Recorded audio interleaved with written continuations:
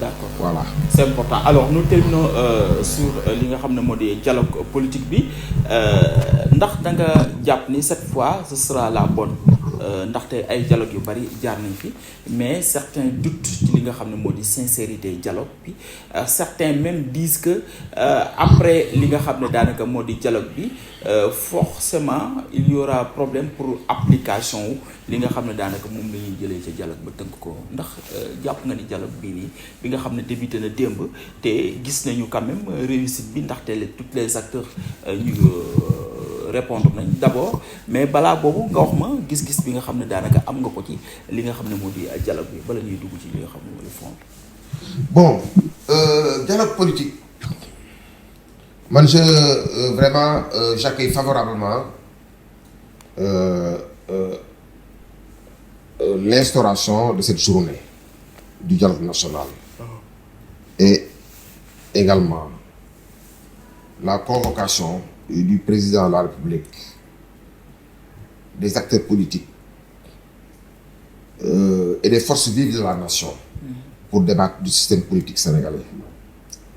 Parce que xam nga li nga xam nit ñi war nañ ko xam mooy démocratie ce n'est jamais une œuvre achevée. La démocratie c'est un processus. Comme disait d'ailleurs Alexis de Tocqueville, la démocratie c'est pas un régime politique qui perdure dans le temps. C'est un processus qu'on doit améliorer en tenant compte des structures sociales tout le long de la pyramide de la nation. Parce que quand on parle de dialogue ñu bëri dañ koy yebale dialogue bi ci acteurs politiques yi wala ci alors chef de parti politique yi wala ci ñi nga xam ne nii ñoom la ñu mën a tuddee alors les leaders d'opinion. Non, un bon dialogue doit être non seulement un dialogue transversal, mais il doit être un dialogue vertical qui va de la base au sommet. Parce que la démocratie, c'est ça. C'est, je vous l'ai dit, l'expression de la liberté du peuple, mais c'est également l'expression de l'égalité de tout le peuple devant la loi. Donc, tout ce qui peut contribuer à amener un consensus, ou en tout cas à amener un compromis sur les grandes décisions et sur les grands défis et les enjeux qui aujourd'hui interpellent notre pays, war nañ ci bokk. C'est la première chose. Donc j'invite d'ailleurs ñi nga xam ne ni ñu ngi nekk ci dialogue bi que ce ne soit pas simplement un dialogue d'hommes politiques ou un dialogue vraiment pour régler des questions électorales. Le dialogue doit régler des problèmes sociaux. Il doit régler des problèmes démographiques. Il doit régler des problèmes sociologiques. Il doit régler également des problèmes locaux. Pourquoi? Parce que ñi nga xam ne ni ñoo nekk à la base mooy les associations de village, les associations de femmes, les associations de jeunes, dans tous les villages, dans toutes les contrées, ñëpp gis nañ seen dynamisme, ñëpp gis nañ seen engagement. Dañuy cotiser seen xaalis par 500 francs, par 1000 francs, par 5000 francs, di ko dajale di créer di defar ay infrastructures, di ko dajale di animer la région wala di animer le département, di animer la commune, di ko dajale di faire face à leurs obligations sociales. Ñooñu ils doivent être associés à ce dialogue-là et ils doivent également participer à la définition de la politique de la nation. Loolu tax dialogue bi dafa war a yegg si ñoom pour que ñu trouver des mécanismes qui permettent à ces gens-là de prendre part non seulement au processus décisionnel, mais qui prennent part également, xam nga, alors aux décisions qui engagent l'avenir de notre pays. D'accord. Selon ce l'on appelle la voie pyramidale. Waaw. D'accord. ñii dañuy voter ñii, jàppale ñii ñii voté ñii jàppale ñii ñii voté ñii jàppale ñii ba ñi nga xam ne ñoo nekk au sommet ñoom dañuy effectivement nekk ay représentants ñoo xam ne ñoo nekk à la base. d'accord. tu comprends. loolu d'abord mooy li nga xam ne nii man loolu maa ngi koy appeler de mes vœux ci dialogue bi. ci dialogue bi d'accord beneen bi mooy terme de référence yi gis nañu bulletin unique gis nañu aussi ci li nga xam ne moo di reddition des partis ndax démb rek président wax na ko parmi ci 372 partis 14 seulement sont en règle. Donc et tant d'autres choses yoo xam ne am na importance ci dialogue bi yow ban réaction nga ci am par rapport ak li nga xam ne moo di terme de référence yi. non li ma ci wax rek man li ma ci wax rek loolu laa ci wax. d'accord. mooy il nous faut éviter la démocratie des appareils. Il nous faut éviter la démocratie des chefs de parti ou la démocratie partisane qui exclut la grande masse de la population. Et là, quand je le dis, je pense surtout aux différents scrutins électoraux. Par exemple, l'élection du président se passe au suffrage universel. On n'a rien à dire. Mais l'élection des députés, il faut revoir.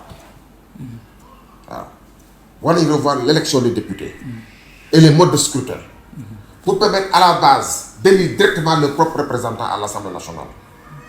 Et l'autre, c'est possible. Parce que chef de parti a mis un représentant dans toutes les régions, dans tous les départements. Parce que nous, aujourd'hui, le député qui sera à l'Assemblée nationale ne sera pas simplement le député d'un leader politique, mais il sera également le député d'une contrée politique. C'est important. Au dégât, le député du peuple, c'est par rapport à le niveau de représentation. Parce que lui, il a été choisi par le peuple. Parce que lui, il représente le peuple, il défend les intérêts du peuple et il rend compte au peuple. Merci beaucoup. Même si, par ailleurs, il est sous la direction d'un homme politique vraiment qu'il a présenté ou bien qu'il a investi. Parce que, le président a 366 ou 386 partis pour une population de 18 millions d'habitants. Pour un fichier de 7 millions d'habitants, où il y a 14 partis qui sont en règle. C'est dérisoire. C'est dérisoire. Tu te demandes même, mais ces gens-là, partis n'y créent, mais à quoi bon? Et pour quel objectif? Est-ce que vous voyez? Autant partis dañu morcelé wu, autant partis dañu fracté wu, autant partis dañu sectionné wu. Dis-toi bien que le landerneau politique est aussi fractionné que cela. Et maintenant, l'objectif aujourd'hui, c'est à l'unité. C'est à l'unité. L'unité, moi, faire dans ce pays, nous avons des critères, des critères objectifs, indépendants et impartials. Pour créer un parti politique, il faut remplir les critères. Dan, ñaar, ñett, ñeent. Parce qu'un parti politique, on a au moins un congrès. On a au moins un siège. On a au moins une tâche. On a participer au moins à une élection. On a au moins un compte bancaire. On a au moins une liste de militants yoo xam ne nii fu ñu la ne alors ana say militants nga ne samay militants ngi nii te nga xam ne nii doo leen loué doo leen ab doo leen yóbbu fenn yow yaa da ngay ñëw lii say liste ne samay liante woo leen ñoom ñëpp kenn du ko def ñoom parce que au-delà de la conquête du pouvoir les partis ont un rôle fondamental. C'est la formation et l'encadrement de leurs militants. Parti, nous devons encadrer ces militants, va pas former ces militants, va pas également sensibiliser l'opinion publique. Parce que une formation politique, à un objet d'intérêt général, à un objet de service public warul yem rek ci ay militants war na informer war na sensibiliser war na pacifier tout ce qui peut contribuer vraiment à la bonne marche de la démocratie et des acteurs politiques war na ko mën a def loolu nag bu fekkee ne nii alors parti boo nañ 319 non seulement parti bi lu ko mun waaye état bi li nga xam ne ni moom war na ko mën a seq ak parti dootu ko mën a defati parce que xoolal rek bu ñuy dem élection problème yi ñu am avec plus de 20 ou 30 listes de candidats on ne parvient même pas à s'en sortir voilà.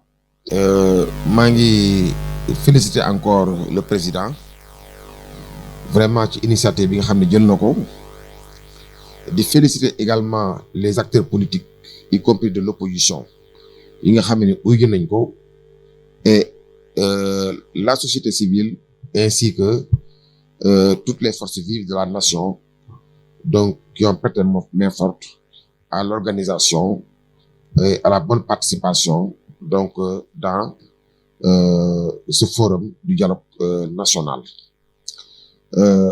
li ma xam ne nii daal moom laa xam ne ni moom laa ci yokk mooy c'est bon de dialoguer parce que le dialogue c'est consubstantiel à la démocratie ku ne démocratie wax dialogue la démocratie c'est par essence vraiment alors une arène de concertation c'est une arène de distribution c'est une arène de débat voilà où tout le monde s'enrichit des idées des pensées et des propositions de l'autre mais dafa am lu mu laaj mooy lan mooy il faut que nous fassions preuve de tolérance voilà parce que tax ma wax il faut que nous fassions preuve de tolérance mooy dialogue baax na participation bi baax na mais jikko yi il faut que ñu changer ko jikko yi mooy lan mooy il faut que ñu muñulante il faut que ñu bëggante il faut que ñu yërëmante parce que Sénégal ñoo ko bokk comme disait l'autre mënuñ ko xar ñaar ay nit bu leen yàlla boole ñu nekk njaboot ci benn kër nañ rafetal seen àndandoor seen dëkkin waaw nañ rafetal seen àndandoor ak seen dëkkin ndax loolu mooy seen njiglaay mooy seen jàmm mooy seen yokkute tu comprends donc ça c'est très très important voilà te démocratie dafa nekk loo xam ne nii c'est pas un acquis définitif c'est pas un acquis c'est une conquête parce que les valeurs démocratiques man ci loolu laa gën a bëgg ñu insister ci Sénégal dafa mel ni dañ jël politique bi rek teg ko ci kaw li ci des yëpp ñu multiplier ko par zéro or warul demee noonu la politique fait partie du Sénégal le social fait partie du Sénégal le religieux fait partie du Sénégal les associations civiles font partie du Sénégal la culture fait partie du Sénégal on ne peut pas faire de la politique en omettant ou en excluant les cultures on ne peut pas faire la politique ni engager des politiques de développement en excluant les religieux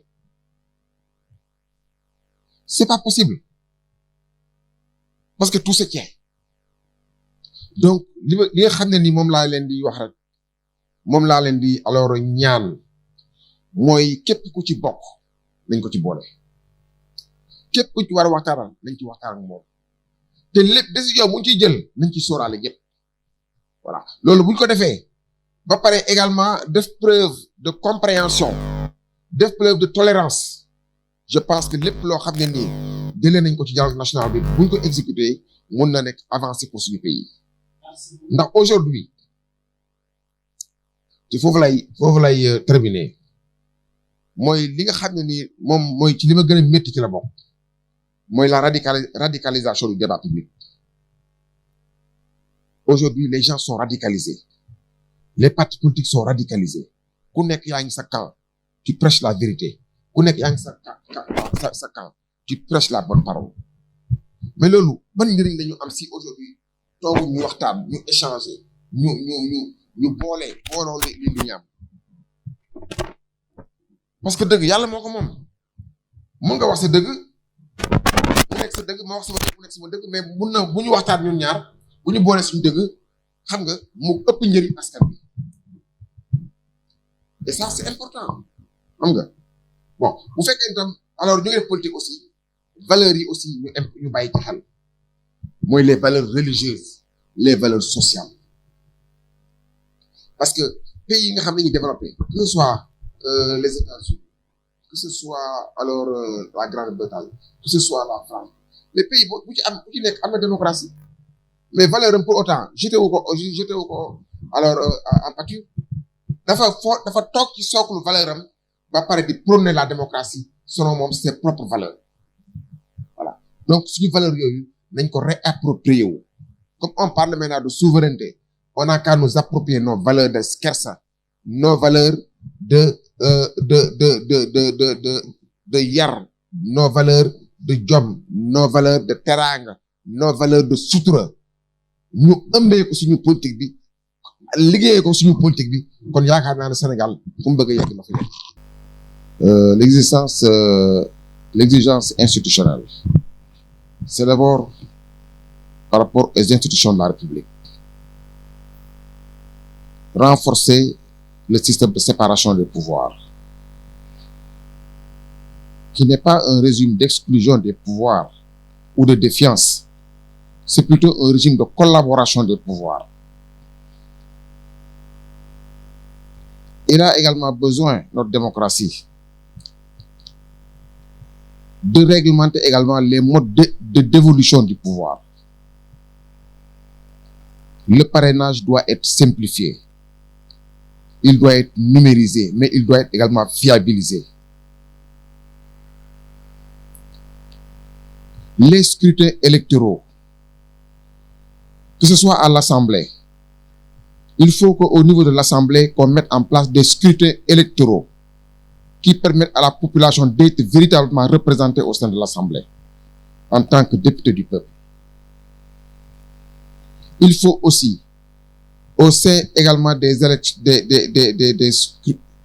élections locales, qu'on mette en place également un mode de scrutin qui permet aux populations locales de choisir leurs représentants dans les différentes collectivités. Et cela est très important pour vraiment renforcer la légitimité des autorités élues et qui nous gouvernent. À part cela maintenant, il faudrait, sur le plan ontologique, je vous l'ai dit, que notre démocratie souffre d'avatar, elle souffre de contre-valeurs, elle souffre de pratiques nuisibles qui ternissent l'image de notre pays et de notre démocratie. Et pour cela, moi, je milite en faveur de la mise en place d'une loi sur la charte de la démocratie. Cette charte de la démocratie aura pour rôle essentiel de définir le cadre institutionnel, le cadre juridique, le cadre réglementaire, le cadre social et le cadre religieux dans lequel la politique sera autorisée à se déployer pour faire corps avec les autres corps de la nation. Et pour cela, cette charte de la démocratie prendra en charge les questions de valeur qui doivent inhiber la société sénégalaise. Elle prendra également en charge le problème de la radicalisation du débat public. C'est pas normal que dans un pays, il y ait une fracture, que des gens prennent d'autres gens pour des pestiférés, ou que des gens ne parlent pas à d'autres gens. Même si des erreurs ont pu être commises, je pense qu'il est possible de pardonner. Il est possible de se réconcilier. Il est possible de dépasser cette situation-là. Mais on ne peut pas le faire sans dialogue. On ne peut pas le faire sans concertation. On ne peut pas le faire sans rappel à l'ordre des uns et des autres. Il y a également les dénigrements qui sont faits. C'est pas bien. C'est pas parce que tu es mon adversaire politique que je dois te dénigrer, te vouer aux gémonies. C'est pas bien. L'affaissement également, alors, des contre-pouvoirs et des pouvoirs locaux est un problème. Voilà.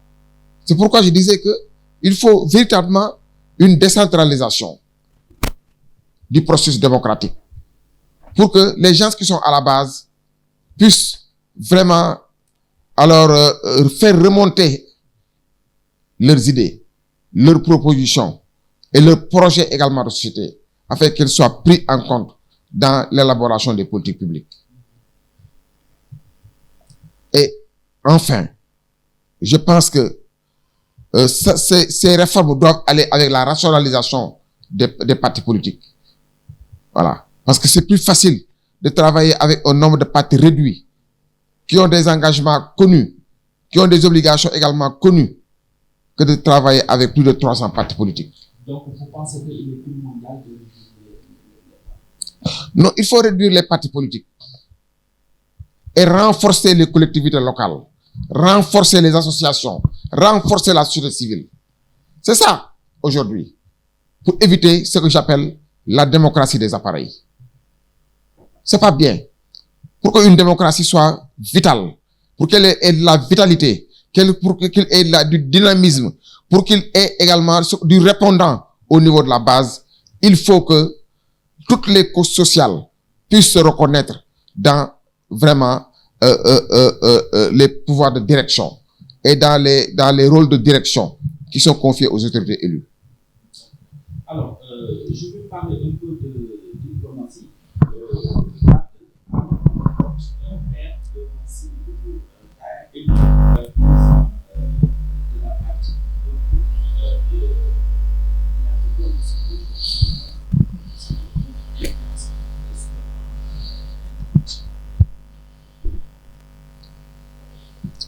Vous savez, Mahmoud, je ne suis pas un diplomate. Je suis un avocat. Mais la diplomatie n'est pas un jeu d'enfant. La diplomatie est une discipline qui exige beaucoup de discipline sœur, qui exige beaucoup de doigté, qui exige beaucoup de, je peux dire, de soutien. Parce que pour être un bon diplomate, il faut être un bon historien, il faut être un bon géographe, il faut être un bon homme de culture, il faut être un bon scientifique, il faut être un bon politique, il faut être un bon artiste. La diplomatie, ça résume tout. Parce que c'est l'art de conduire les destinées d'un peuple. C'est l'art de représenter une nation. C'est l'art de négocier pour obtenir des concessions sur des enjeux de développement. C'est l'art également de se comporter sur la scène internationale. Voilà. De peser de son poids pour vraiment imposer l'image. Je ne dis pas même pas imposer, mais favoriser la diffusion de l'image d'un pays à travers le monde et capter en retour tous les effets induits. Donc, je dis que la diplomatie, c'est un travail qui est très, très important. Mais aujourd'hui, qu'est-ce qu'on assiste? Au Sénégal, il faut aussi le reconnaître. La force, le pouvoir d'influence et l'aura de notre diplomatie s'est rétréci. Pourquoi? Parce qu'il y a plusieurs facteurs. Il y a plusieurs facteurs. Voilà. Parce que c'est bon d'avoir, par exemple, un slogan ou d'avoir un programme ou un projet de société. Mais c'est pas bon de se refermer sur soi-même. C'est pas bon de se limiter. C'est pas bon de jeter les autres nations en pâture. Un pays doit être s'enraciner dans ses racines, mais s'ouvrir au monde. Le président Senghor, qui est vraiment le père de cette nation, nous l'a appris. Voilà. S'enraciner sur nos valeurs et s'ouvrir au monde. Enracinement et ouverture. Malheureusement, le nouveau régime, bon, quand ils sont venus, les dirigeants, quand ils sont venus, bon, on a vu quand même que, leur politique était vraiment centrée sur le souverainisme. Il était centré sur, les potentialités internes, locales, voilà. Mais que sur le plan international, on a manqué quand même on a manqué je peux dire, on a manqué d'efforts, ou on a manqué de poigne, ou on a manqué vraiment d'interventionnisme, vraiment pour adouber les autres nations. Et ça, ça va de pair avec la diplomatie. Adouber les autres nations, adouber les partenaires sociaux, et faire en sorte que dans les différentes institutions ou les différentes instances, donc sous-régionales ou régionales, où vraiment les intérêts du Sénégal se jouent, que nous ayons des personnes qui puissent nous représenter là-bas dignement et défendre nos intérêts. Ça va également de l'image de marque de notre pays. Non, vous savez, aujourd'hui, il faut dire que la situation est complexe. Parce que le parti qui aujourd'hui est sorti deuxième de l'élection présidentielle, nous le savons. C'est le président, c'est le parti de la nouvelle responsabilité. Bon. Est-ce que c'est lui que vous allez désigner comme chef de l'opposition en se référant sur les résultats de l'élection présidentielle, ou bien est-ce que vous allez vous référer à l'élection législative où c'est le président Macky Sall, son parti qui est arrivé deuxième du point de vue de la représentation parlementaire? C'est ça, c'est un problème. C'est un problème. Donc, il va falloir trouver vraiment un arbitrage pour voir de l'élection présidentielle à l'élection législative, quelle est l'élection la plus représentative pour désigner le chef de l'opposition. Voilà. Donc, je pense que ça, si c'est fait, une fois, on pourra désigner un chef de l'opposition qui pourra vraiment bénéficier des attributs et du statut que lui confère la Constitution. En ce qui me concerne, moi je pense, je n'ai rien, hein, je n'ai rien. C'est-à-dire que c'est une analyse qui est personnelle. Je me dis que, bon, pour désigner un chef de l'opposition, il est bon de désigner quelqu'un déjà qui est dans les rouages de la République. Quelqu'un qui est dans les rouages du pouvoir. Qui est quelqu'un dans les rouages des instances décisionnaires. Par exemple, celui dont le parti vient à l'Assemblée, c'est sûr que celui-là, après le parti majoritaire, celui-là aura son mot à dire dans toutes les lois, dans tous les projets de loi, dans toutes les propositions de loi, hein, dans les lois organiques, hein, ou lois constitutionnelles, il toujours aura son mot à dire. Il sera également convié dans toutes les cérémonies protocolaires qui engagent l'avenir de la République. Est-ce que vous voyez? Donc je pense que celui-là, donc si son chef est désigné, je pense qu'il aura plus pignon sur rue. Il aura plus pignon sur rue pour vraiment parler donc de manière efficace avec le chef de l'État et les autres chefs d'institution. Oui, mais bon, moi je ne milite pas en faveur de l'anticipation. Voilà. Parce que le Sénégal a connu beaucoup d'élections déjà. En un an, bon, on a fait les élections présidentielles, on a fait les élections législatives, on va encore faire d'autres élections locales. Alors je pense que il faut laisser les élections locales donc jusqu'au terme du mandat des conseils en exercice actuellement. Voilà.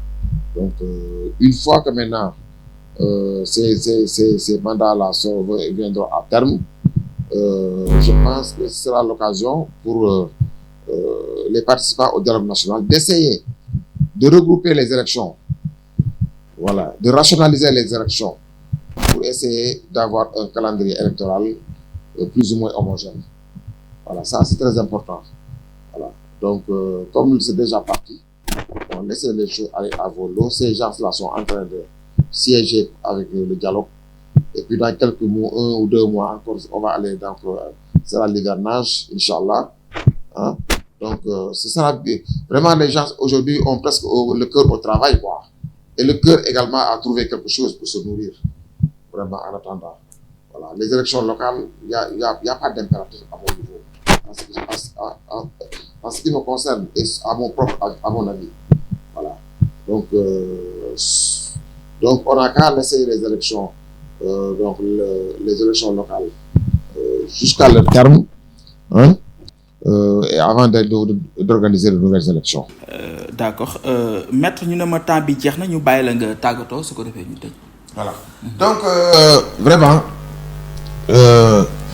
dama lay sant Mahmoud di sant télévision Prestige ci initiative bi ngeen jël donc ñëw waxtaan ak man laaj ma sama xalaat ci sama réew. mais merci jërëjëf encore Mahmoud ak waa Prestige yëpp maa ngi leen di nuyu di leen di sant di leen di gërëm ci taxawaay bi ak confiance bi ngeen am ci man ba ñëw chaque fois bu événement bu important amee ngeen ñëw ci man ñu waxtaan ñu weccoo xalaat ñu ngi ñaan yàlla nag lépp lu ñu fi wax daal alors ci loo xam ne ni njëriñ la yàlla nekk suñu njëriñu réew yëpp yàlla na ko ñëpp bokk ñëpp jëriñoo ko lépp loo xam itam njuumte la itam maa ngi ciy jégalu di baalu ak ñëpp jazakumullahu xayran wa salaamu aleykum wa rahmatullah. Tout à fait.